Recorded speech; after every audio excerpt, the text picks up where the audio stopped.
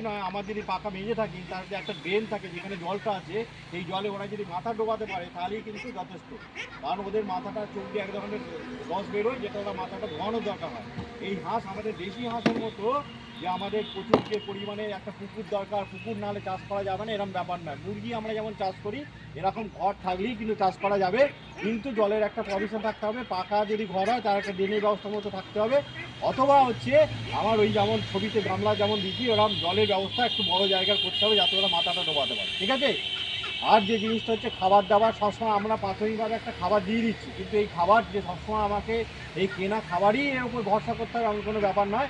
হাঁস এমন একটা জিনিস, সেটা হচ্ছে আমাদের যেমন হচ্ছে ওই রান্নাঘরে কিচেনে যেমন বা ভাত ফাত যেমন আমরা অ্যাজ ইউজুয়াল যেমন দেশি হাঁসকে যেমনভাবে পুষি, এই হাঁসের সুবিধা হচ্ছে এরাকে সেইভাবেই পোষা যাবে।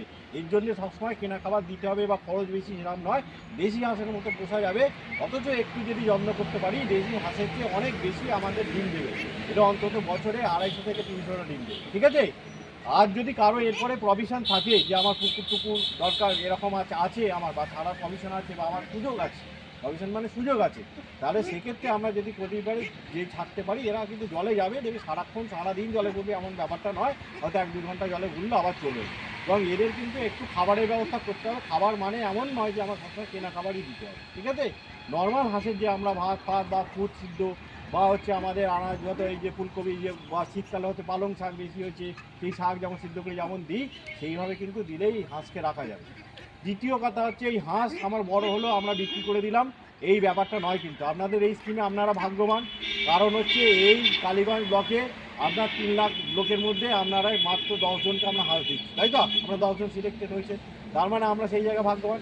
এই হাঁসটা আমাকে দিল মানে একে রক্ষা করার দায়িত্ব কিন্তু আমার। উদ্দেশ্য এটাই যে আপনাদেরকে সিলেকশন এই কারণেই করা হয়েছে যে আপনারা হাঁসটাকে প্রতিপালন করবেন, ভাবে চাষ করবেন, চাষ করার পরে আপনাদের দেখে আরও 5 জন উৎসাহিত হবে। বোঝাতে পারলাম জিনিসটা, যে এই হাঁস চাষ করে এইভাবে লাভ করা যায়।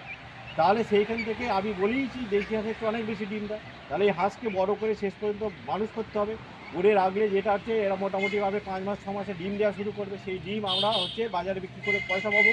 যেহেতু 40টা হাঁস দেওয়া আসছে, 40টার মধ্যে 40টাই কিন্তু হাঁস মানে হাঁস হবে, হাঁস হবে না, তার মধ্যে কিছু ছেলে হাঁস হবে। যদি আমি ঠিক করি তাহলে 20টা অন্তত হবে। 20টার ডিম আমি আমার বাড়িতে খেয়ে আমি শেষ করতে পারবো না, তাহলে আমরা বিক্রি করে আমার হাতে দুটো পয়সা আসবে। এইভাবে আমার যে বাড়ির মহিলা আমরা যারা থাকি, যে আমরা দুধ ডিম বিক্রি করে হাতে দুটো পয়সা আসে, তা দিয়ে ছেলে হয়তো একটা পেনজিট কিনে নিলাম বা ছেলে কোনো শখ মেটালাম, কি বাড়ির টিউশনি ছেলে টিউশনি বিক্রিটা দিলাম, সেটা যেমন আপনার অর্থনৈতিকভাবে আপনি যেমন স্বনির্ভর হবেন, সেরকম উদ্বৃত্ত ডিম আমার যদি 20টা হাঁসের মধ্যে একটা টাইম 10টা হাঁস ডিম দেয়, তাহলে আমার কিছু ডিম বাড়িতে থাকবে অন্তত, আমি সেই ডিম ভেজে বাড়িতে খাওয়াতে পারবো, বা ছেলে স্কুল থেকে এসছে ভেজে খেয়ে দিতে পারলাম। তার মানে আমার পারিবারিক পুষ্টি বিধান হলো, তার উদ্বৃত্ত ডিমকে আমি বিক্রি করে হাতে দুটো পয়সা পেলাম, যেটা আমার সংসারের কাজেই লাগবে, তাই তো। এই হচ্ছে মূল উদ্দেশ্য। সুতরাং এই হাঁসকে আমার রক্ষা করতে হবে। আমরা পেয়েছি এই হাঁসের দাম কিন্তু প্রচুর, এই 40টা হাঁসের দাম কিন্তু বিশাল দাম। তো সেই জায়গায় একে রক্ষা করার দায়িত্ব গভর্নমেন্ট আমাকে দিয়েছে, মানে এটা একটা আদমা প্রজেক্টে দেওয়া হচ্ছে, অর্থাৎ এগ্রিকালচার এবং হচ্ছে ভেটেরিনারি উদ্যোগে, যেহেতু হাঁস অ্যানিম্যাল হাসব্যান্ডারির ব্যাপার, এটা আমরা উদ্যোগ নিয়ে আমরা রূপায়ণ করছি, কিন্তু এর টোটাল ফান্ডিং হচ্ছে এগ্রিকালচার থেকে আসছে। আমরা 2-3টে দপ্তর মিলে এইভাবে আমরা কাজ করি, এটা এগ্রিকালচার দপ্তরের সঙ্গে মিলে, এতে দুটো দপ্তরের সম্মান এর সঙ্গে জড়িয়ে, বুঝতে পারছেন। এবং এই হাঁসকে রক্ষা করতে হবে, রক্ষা করলে আমাদের দুটো দপ্তরের সম্মানটা কিন্তু বাড়বে, সেই জন্যে আপনাদের উদ্দেশ্য। আর হচ্ছে মাঝে মধ্যে কিছু টিকাকরণ করাতে হবে। এই টিকাকরণ করানোর জন্যে বা মাঝে মধ্যে কৃমি ওষুধ খাওয়াতে পারলে ভালো।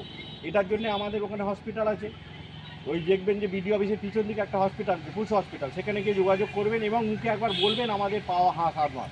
এবং আমরা মাঝে মধ্যে যাবো আপনাদের ওখানে, ভিজিটে যাবো যারা করছেন, কারণ আমাদের এটা রিপোর্ট দিতে হয় যে আপনাদের কত বড় হলো, কত ডিম দিচ্ছে, তার ছবি তুলে দিতে হয়। কী বললাম বোঝাতে পারলেন? তো সেই জায়গায় আসবেন। যদি যে একান্তে আসতে না পারেন, আপনার এলাকায় পানিমিত্রা পানি বন্ধু আছে জানেন, তাদের মারফত খবর দেবেন। সুতরাং এদের যে পরিষেবার ব্যাপারটা, সেই পরিষেবার ব্যাপারটা আমরা নিশ্চিত করবো বা আমরা দেখবো। সেই জায়গাটা আপনাদের দেখতে, কিন্তু আপনাদের জিনিস যেটা হচ্ছে মনের মধ্যে একটা জিনিস নিতে হবে, যে হাঁস আমি পেয়েছি, এই হাঁসকে আমি হচ্ছে সঠিকভাবে প্রতিপালন করব, যাতে করে আমার দপ্তরে, আমার ব্লকের, আমার এগ্রিকালচার দপ্তরে, ভেটেরিনারি দপ্তরে মান সম্মানটা আছে এবং তার মধ্যে থেকে আমার কিছু উপকার হয়। বুঝতে পারলাম জিনিসটা।